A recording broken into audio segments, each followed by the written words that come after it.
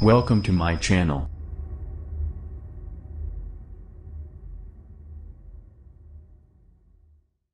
Education is critical for children's health. Several studies have shown that there is a close interrelationship between education and health.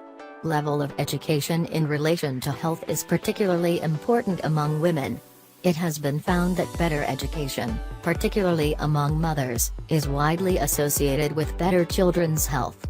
In addition, education for women is closely associated with later marriage and smaller family size. Experiences in several countries have shown the power of education to increase children's nutritional levels and their health status, particularly among the poor. Education is one of the most effective investments a nation can make toward faster development and better health. Education is one of the most effective investments a nation can make toward faster development and better health. Urban India is an example. It has been found that the mortality rate among children of educated women is almost half than that of children of women without formal education.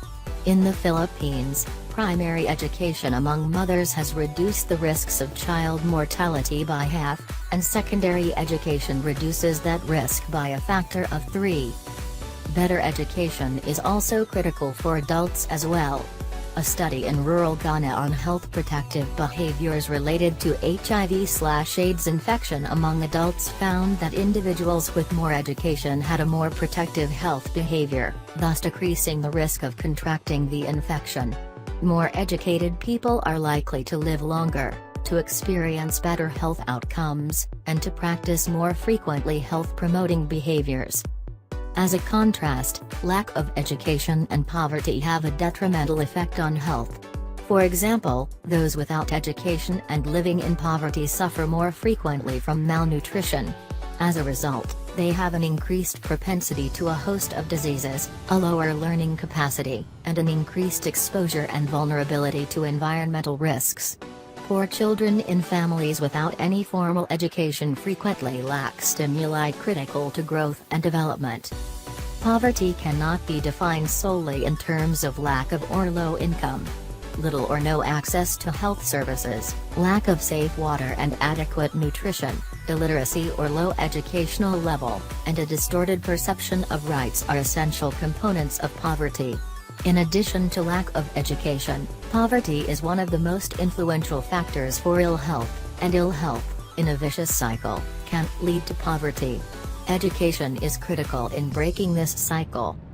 There is a two-way link between poverty and health. Poor people are more exposed to environmental risks, poor sanitation, unhealthy food, violence, and natural disasters, and less prepared to cope with them. Illness impairs their learning ability and quality of life, has a negative impact on productivity, and drains family savings. Because they are also less informed about the benefits of healthy lifestyles, and have less access to them as well as to quality health care, the poor are at greater risk of illness and disability.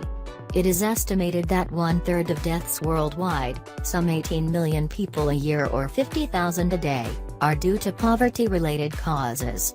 More than 1.5 billion people in the world live in extreme poverty. Among those, 80% live in developing countries. Poor people have little or no access to qualified health services and education, and do not participate in decisions critical to their day-to-day lives.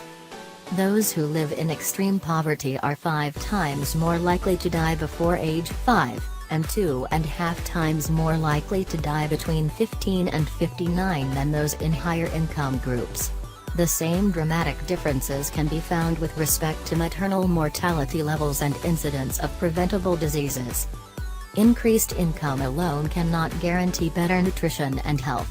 The effect of other factors such as education, environmental hygiene, and access to health care services, which cannot necessarily be bought with increased income, should also be considered.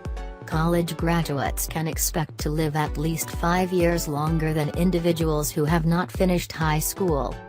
Several strategies can be used to improve the access of mothers and children to educational opportunities as a way of improving their health status. At the national level, governments, particularly in developing countries, have to establish education, including parents' education, as a priority, and provide necessary resources and support. Interventions should be targeted to vulnerable groups such as those with lower income and living in marginal areas lacking basic services.